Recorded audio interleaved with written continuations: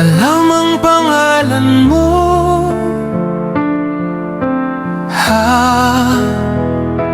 Amang Yahwa, ang banal na hari, banal na hari. Aba Yahwa, hari ng lahat, hari ng sansinukob, hari ng lahat ng nilalang.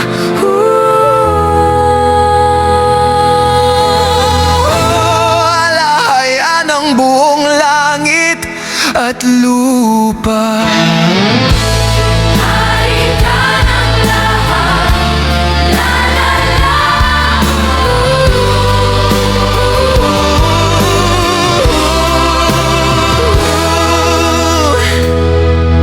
Ang banal na katahimikan ng kanyang iniharap, hudyat na ang sansinukob ay umabot.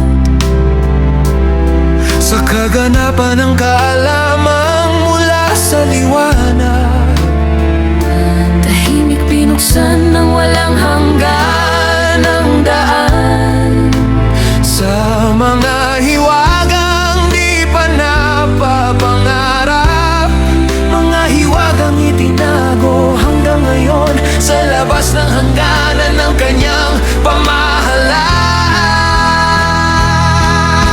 Nagulat ang mga hukbo nang malaman ang karanasan ni Lucifer sa kadiliman. Sa galing ng kanyang pagsasalita ay sinalaysay niya ang agham ng mabuti at masama.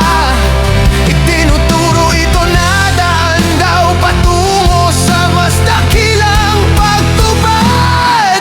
Ang epekto ng kanyang salita ay lumaganap sa buong sansinukob. Mainit, mapagpasya, sumasabog.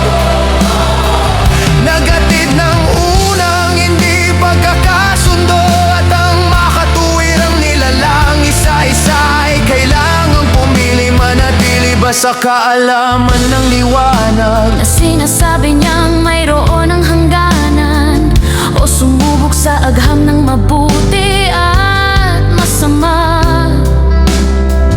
na ipinangangalanda kanyang bagong daan. Nagtalo ang mga anghel at ang buong sansinukob ay sinubok. Tila akitin ng marami ng teryang ipinangaral ni Lucifer. ngunit unti-unti ang mga unang nauto ay nagising sa kanyang ilusyon, at buong puso silang nagbalik sa kaharian ng liwanag.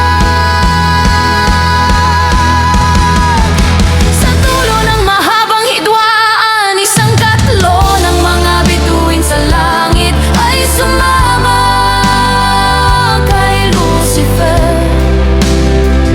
Ngunit ang nalabi, bagamat nabigla, ay nanatili sa tabi ng walang hanggan. Ipinahayag ni Lucifer ang agham ng mabuti at masama bilang bagong sistema ng pamahalaan. Ngunit paano ito maisasagawa kung ang walang hanggan ay naghahari sa sayop? Kailangan nilang alisin siya roon, at ang konsehong rebelde ay nagtipon upang pag-usapan iyon. Nagpasya sila.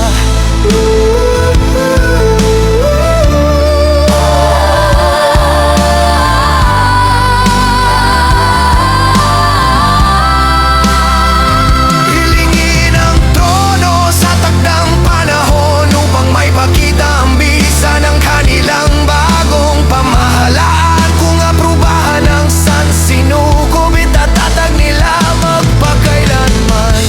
Kung hindi, ang kapangyarihan ay babalik sa manlilikha.